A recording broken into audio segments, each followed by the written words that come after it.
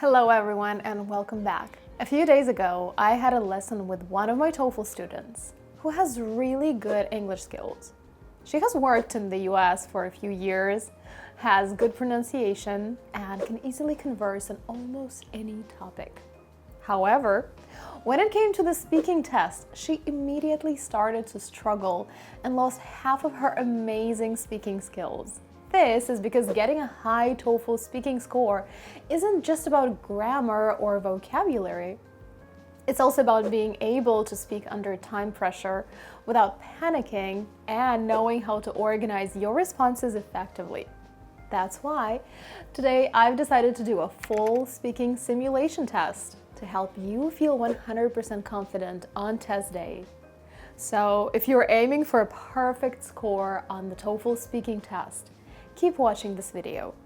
I'm Anastasia and welcome back to our channel, where you will find all the tips and tricks you need to ace the TOEFL.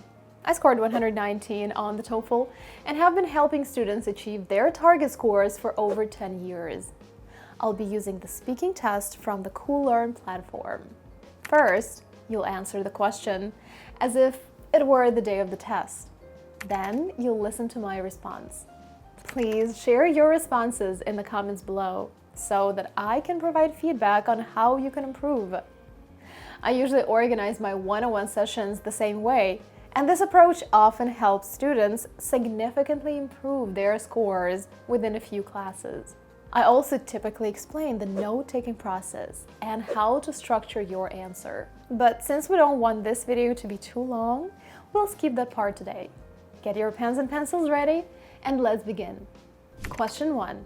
Independent speaking. Number 1. In this question, you will be asked to give your opinion about a familiar topic. After you hear the question, you will have 15 seconds to prepare your response and 45 seconds to speak. Please prepare your answer after the beep.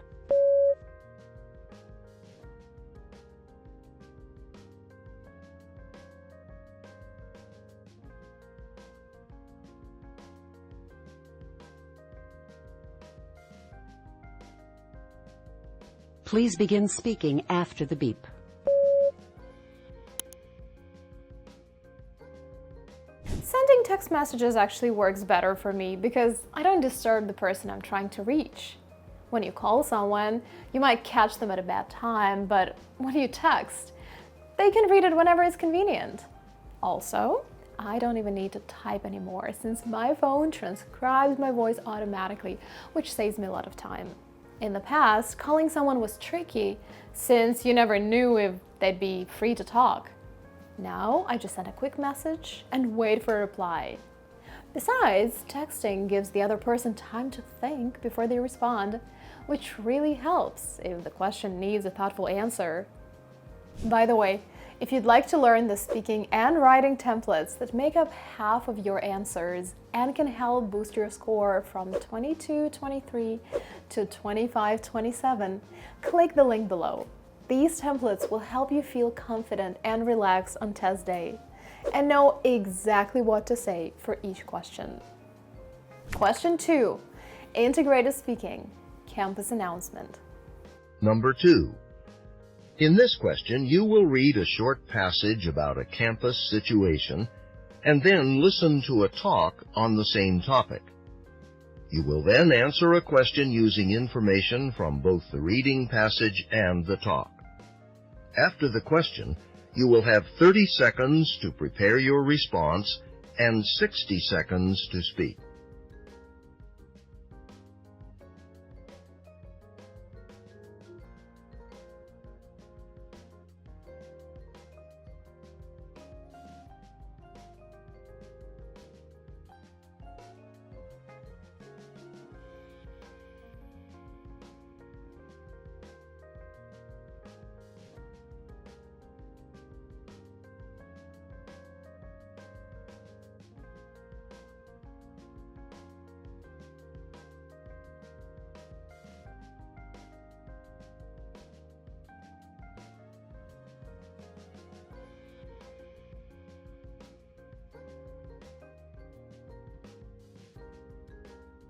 Now listen to two students discussing the letter.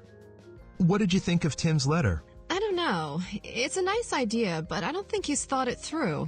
I mean, he's not thinking about the problems it'll create. Like what? Well, first of all, I don't think that's really the best time of day to do it. Really?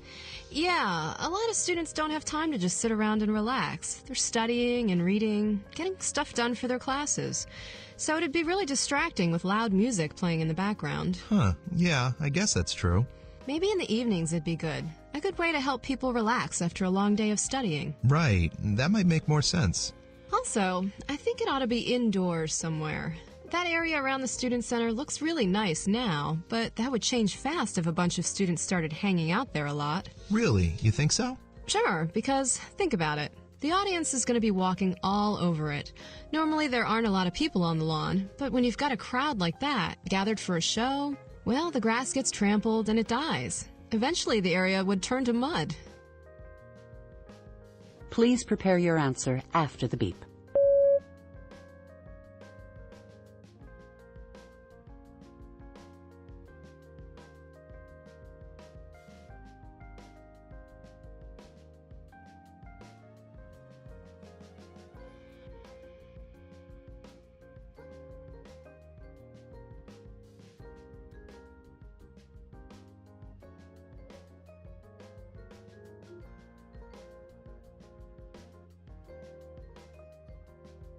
Please begin speaking after the beep.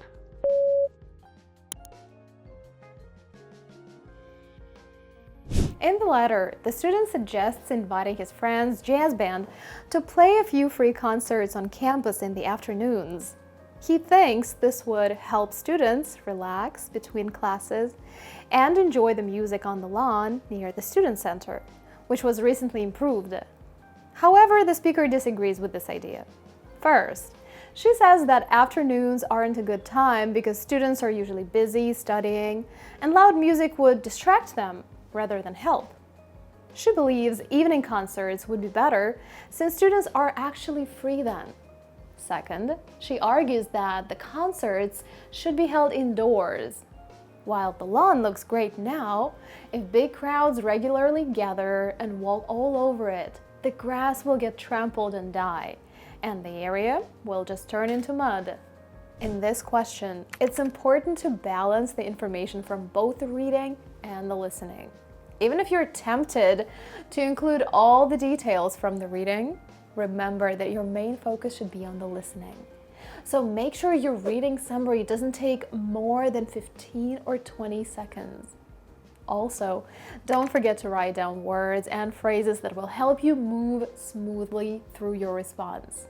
For example, you can write down, "Don't have time to relax," "study," plus read for classes, "loud music," "distracting," "evening," "better for relaxing." Should be indoors, "area looks nice," "crowds walk all over it," "grass gets trampled," "dies," "turns into mud." If you can't write that much, just write down key words like distracting, crowds, walk over, trample, die, mud. That'll really help to stay organized. Question 3. Integrated speaking. General to specific. Number 3. In this question, you will read a short passage on an academic subject and then listen to a talk on the same topic.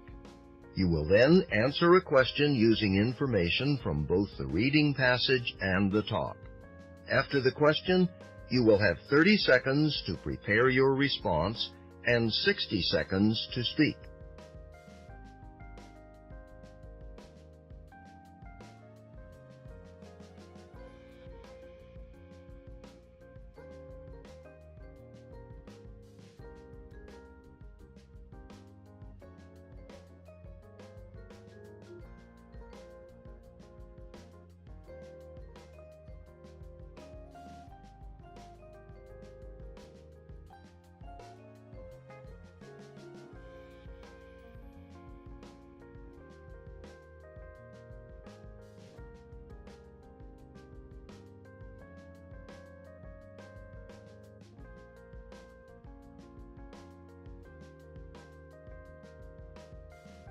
Now, listen to part of a lecture in a biology class.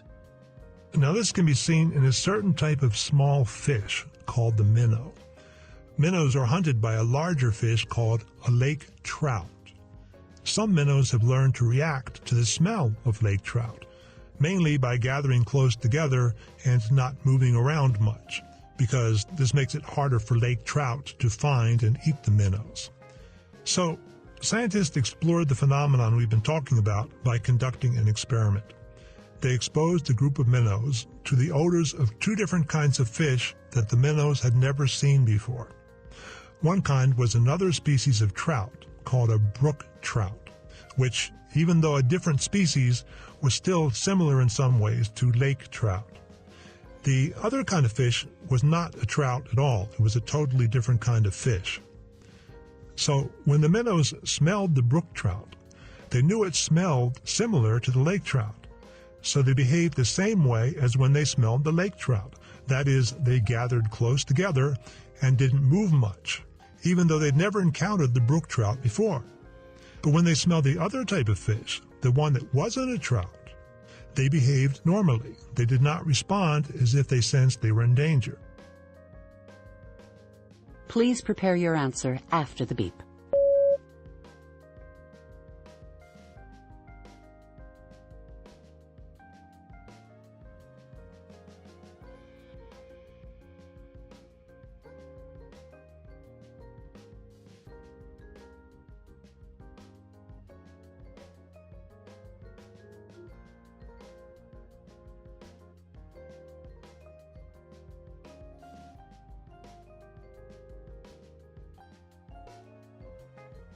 Please begin speaking after the beep.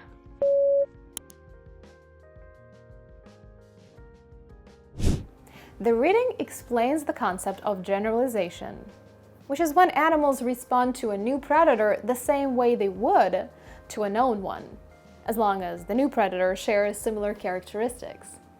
In the lecture, the professor expands on this idea by describing an experiment with minnows, a type of fish preyed on by lake trout. Normally, when minnows detect the scent of lake trout, they group together and stay still, which helps protect them from being eaten. In the experiment, the minnows were exposed to the odor of two unfamiliar fish. When they smelled the brook trout, which has a scent similar to that of lake trout, they showed the same defensive behavior. However, when they smelled a non-trout species, they behaved normally and didn't sense any danger. Predators are animals that hunt other animals, and prey are the animals that are hunted. So, just so you know, a trout looks like this. Here is an example of a lake trout and a brook trout. The minnow looks like this. In this question, we use a few synonyms. Here they are: smell, scent, odor, detect, smell.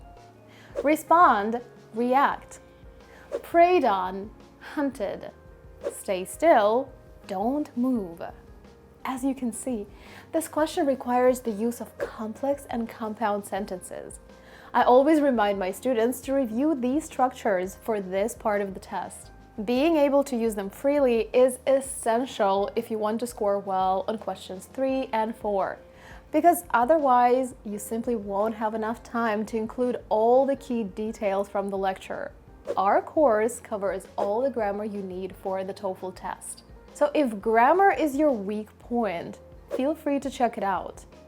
I'm also filming grammar videos based on your requests, so don't forget to subscribe to the channel and click the bell icon to make sure you don't miss them. They'll be out soon. Question 4. Integrated speaking. Academic lecture. Number 4. In this question, you will listen to a short lecture. You will then be asked to summarize important information from the lecture. After you hear the question, you will have 20 seconds to prepare your response and 60 seconds to speak. Listen to part of a lecture in an education class. So, we've been talking about how teachers can make a classroom run smoothly. And, of course, it's important to have rules in the classroom to make sure students behave well. But just making rules doesn't guarantee that children are going to follow them. In order to make sure children will follow the rules, there are a couple of strategies that are helpful for teachers when they make rules. One strategy is to explain the purpose of the rule, because if students understand why the rules exist, they're more likely to follow them. Let me give you an example. I used to teach elementary school, young kids, and at the beginning of the year, I talked to my class about how I didn't want them to have snacks, food, or drinks in the classroom. After I announced this rule, I explained why I didn't want them eating in class: to keep the room clean, because if a student spilled food, there'd be a mess, or it might damage books and desks. Also, food or crumbs might attract insects.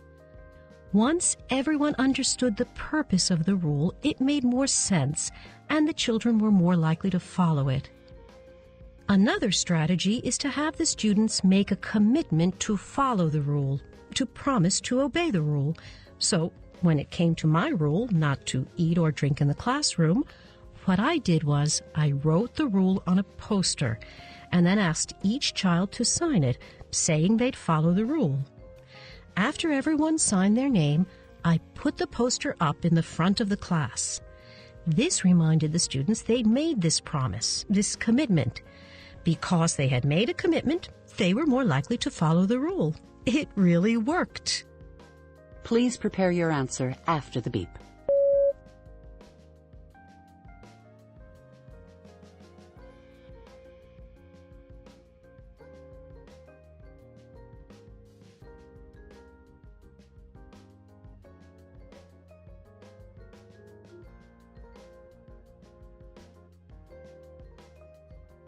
Please begin speaking after the beep.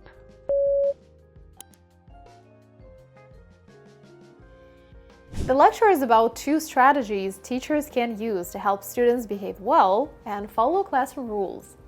The first strategy is explaining the purpose of the rule. The professor says that when students understand why a rule exists, they're more likely to follow it. For example, when teaching elementary school kids, she explains why food and drinks aren't allowed in class. If something spills, it could create a mess, damage books and desks, and even attract insects. Once students understand the reason behind the rule, they tend to follow it. The second strategy is having students make a commitment. In the same class, the professor asks each student to sign a poster saying they agree to follow the rule. She then hangs the poster at the front of the room to remind them of their promise. This approach usually works well because it reinforces a sense of responsibility among the students. All right, that concludes our speaking section. I hope this video helped you understand what to expect and was helpful. For more practice, feel free to check out our other TOEFL speaking videos on this channel. If you're struggling with the speaking section, click the link to get all your questions answered. You can also sign up for a one-on-one consultation to evaluate your writing and speaking skills. I'll tell you exactly what you need to change to score 26 or higher. If you've already taken the test, please share your results in the comments. Your stories are always inspiring, and it's a great way for us to connect. As always, I wish you all a stellar TOEFL score. Until next time, bye-bye.